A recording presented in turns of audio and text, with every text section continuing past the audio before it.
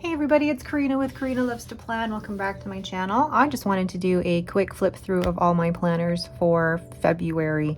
And it's always nice to take stock of what you've got and what you've used, just so that I can make sure that I'm still enjoying the process and still enjoying what I'm using. So first things first, I'm gonna get these out of the way here so I have room. You'll notice a new cover. This actually arrived at the end of February. This is from Elysian Papers, and it is a tri-fold, and I love that it already looks like worn. This is what I love about the leather. And I got a charm up at the front here with my initial, and it is for my weeks. So it has my Hobonichi weeks in the purple night here, and it's got credit card slots on the side, but I'm not going to show that. But I just wanted to show how this is working out for me so far. I've got a sticker in the front here, and then something I started doing in February and probably towards the end of January was using the yearly overview. I'm now using it as a no stationary spend tracker, where the days that I have not spent anything, I'm just marking it with my, here it is, my Zig Clean Color Dot Marker. And it's actually quite a dopamine hit for me to be able to mark a day that I haven't spent anything on stationery. And stationery is fountain pens, inks, and stickers. Now there was a day, which was I think the 15th, where I did 3 different spends at 3 different Canadian shops. And one of them was for stationery stuff that I did need, like a stamp ink pad and some more of these cream colored whiteout, but I still counted it towards my stationery spend, even though it was something that I needed. Okay, so that's one change there from February, and I'm really enjoying that process. And then this, I don't know if I showed this, but I'm now using this as a, I guess, year overview or a pre-planning type of thing, where I'm adding in appointments or things that I know are coming up. So for example, cleaning and, oh, I forgot. Oh yeah, remedy, when I'm meeting friends for coffee, when my next massage and manicure is. So yes, my writing has to be very tiny for this, but it's a great way to look ahead and pre-plan. Then going into February's monthly spread that I use as a social media planner. I still love it, and I've already planned out March, where, oh, there's a little bit of a crease here. This really helps me plan my overall content for Instagram and YouTube. Then let's flip to my weekly pages. I think the last one I showed was probably this week, using stickers from the Giving Girl. So my whole functional page here, along with all of my tasks, I'm really liking the way that these pages are turning out. These are stickers from According to Allie, and I'm not always great at filling out my sleep score, but just having it here is helpful for me and looking at my to-do lists as well. My overall mindset when it comes to my planners is that it does not have to be perfect. It does not have to be perfect, and that really, really helps me. And then this week I used my, was it Champagne? Oh my gosh, Champagne Rose collection, or now I can't even remember the name of my own collection.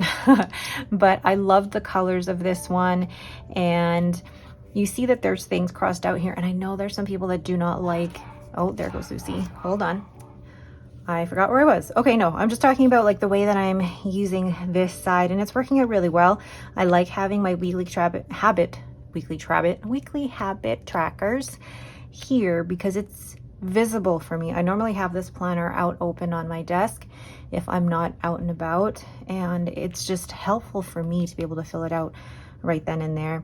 And you'll see that certain parts of this are crossed out. I know some people really don't like crossing things out like that, but for me, it tells me that the original plan of doing those tasks on that day did not work out, and that's okay, because then I put them on a different day, and I actually write them in a different pen color to let myself know that, no, it didn't work out to plan, but I still did them. So the plan changed a little bit. Then to my writing desk spread. I really like this one. I love that big sticker just right in the middle of the page there. And then just the different blues. I don't use blue ink a lot in my spreads, so this was nice to see just a different ink color altogether. And then let's move that. This is from the Giving Girl. Again, I loved having this big focal point of a sticker right there, and I still had enough room for my trackers and my tasks. This is where I'm so glad that this resonated with so many of you, where I first wrote the word tasks and then managed to change it into the word habits. I'm still pretty proud of how well that turned out. And then my week overall. And there's going to be some different ink colors here because I ended up cleaning out my February currently inked, and then realized, wait, I still have 3 days in this weekly spread, and that's okay. Then it just shows that, oh, I forgot, and now I am filling this out with a different ink color. And I know some people that just, that doesn't work for them, but for me, it's life. It's life. And so that is February in the weeks, in the weekly spreads.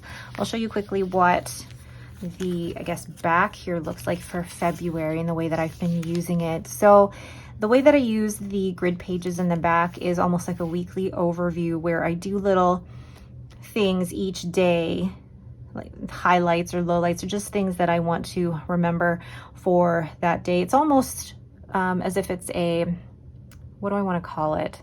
Very quick journaling, very quick journaling. And I decorate it with the same stickers that I used in the weekly spread so that I have some consistency. But I really like looking back on these because it's a way for me to jot down certain things without feeling pressured to take 10-15 minutes out of my day to journal. This is just a quick, here's a very quick synopsis of what I did for the day. So that is my Hobonichi weeks, and I'm loving it in this new cover. So that is February. Let's move to my cute little passport planner. This is a notebook from Planner Monkey Co. And I just decided for 2025, I just decided that I would do a page a day of gratitude, but it's also a way for me to use up my stickers. So for February, really working on not just things that externally that I'm grateful for, but things about myself. What am I grateful for about me? And that's something that I learned or am learning through therapy as well. Being grateful for the progress that I am making when it comes to self-care. So these are also using stickers that would match what I have in my Hobonichi weeks. But a large part of this is, one, taking part in that gratitude practice, and two, using the stickers that I have because I have so many. And this is allowing me to really use what I have. Now, I did have to catch up from the 13th to yesterday, which was the 1st of March. So I had quite a few days to catch up on, but it's just such a fun little thing. Decorating this maybe takes 10 minutes at most. When I say 10 minutes, it's decorating for a whole week. And then jotting down a couple of things that I'm grateful for every day maybe takes no more than a couple of minutes. So this one is just a really fun gratitude journal. So that's February in that.